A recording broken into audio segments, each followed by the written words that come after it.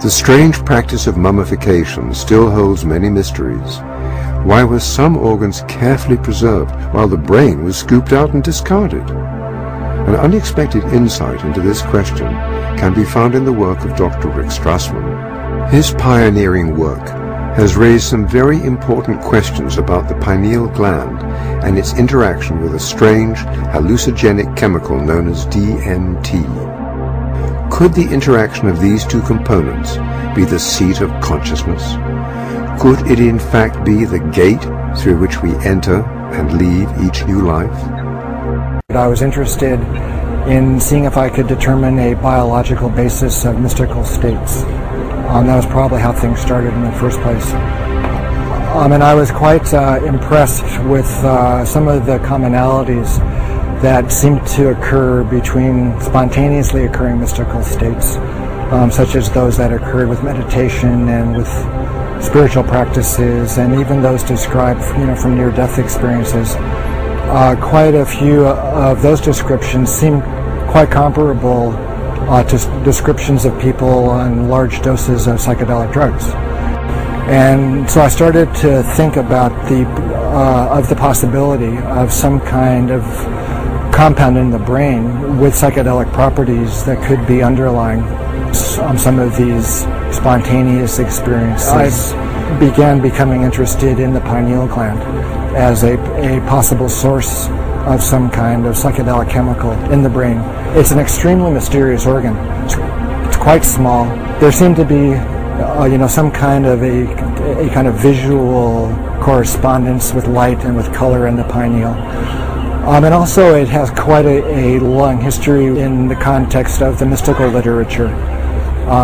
It's been described as the third eye and as the crown chakra, those kinds of things. And it's spoken of as being activated when people attain quite high mystical states. And so one of the interesting aspects of pineal development also is that it appears in the human embryo at around 49 days of gestation. And 49 days is also the time that the Tibetans believe is required for one soul to incarnate onto the next. So that was a pretty interesting, coincidence. At the time of the differentiation of the fetus into either male or female, that also occurs at that 49-day period. And so I was struck with this interesting kind of temporal, correspondence. And so as time went on, I started, looking into some of the chemistry of the pineal gland. And it seemed as if it was capable of making a compound called DMT. DMT stands for dimethyltryptamine. It's like a chemical cousin of serotonin. And it's quite a profound hallucinogenic type of chemical.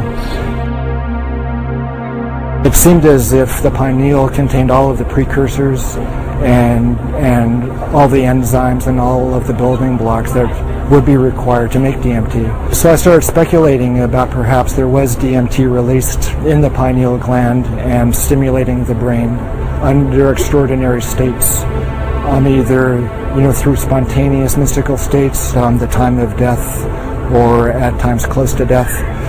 And also I started speculating that perhaps it was stimulated at the time of birth as well. The pineal gland is extremely well protected from stress, but you can stress the pineal gland if the stress is great enough. Pineal's protective mechanism can be overridden. And so obviously the most stressful time in a person's life is at the time of death.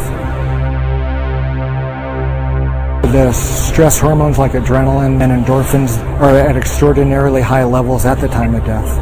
And so that could, possibly stimulate the formation and the release of DMT from the pineal gland at that time. And so you can, conceive of an individual's consciousness at the time of death being exposed to this big flash of DMT.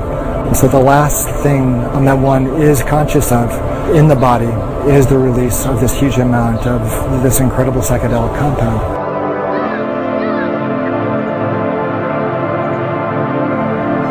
During his testing, Strassman discovered that abnormal levels of the chemical DMT triggered states of consciousness that closely paralleled common experiences of an afterlife. Well, that's true. Almost everybody experienced an extremely profound and extremely unmistakable separation of their body and their consciousness from each other.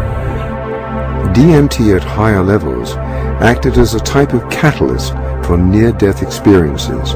In fact, it seemed to actually induce the machinery of the afterlife to swing into motion. I suppose one of the most unexpected aspects of the study's results was the frequency with which people described a kind of contact with these intelligent kinds of entities that were conscious of them and interacted with the volunteers in this quite strange space. The hallucinogenic state, like the dreaming state, is a temporary disconnection from the physical body. The dreamer becomes a discarnate intelligence, traversing higher realms, no longer bound to the restrictions of time and the standard laws of physics. DMT is, kind of a portal, or kind of a door for the transport of the spirit out of the body, it appears to me. In some ways, the occurrence of DMT in our brains, in our bloodstream, is kind of validation of a spiritual reality in quite a few ways.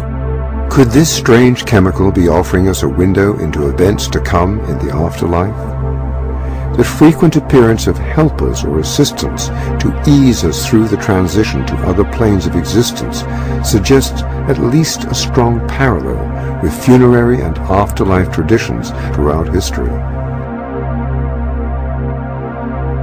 The discovery of the unusual properties of the pineal gland illuminate the many strange references to this most mysterious part of the brain.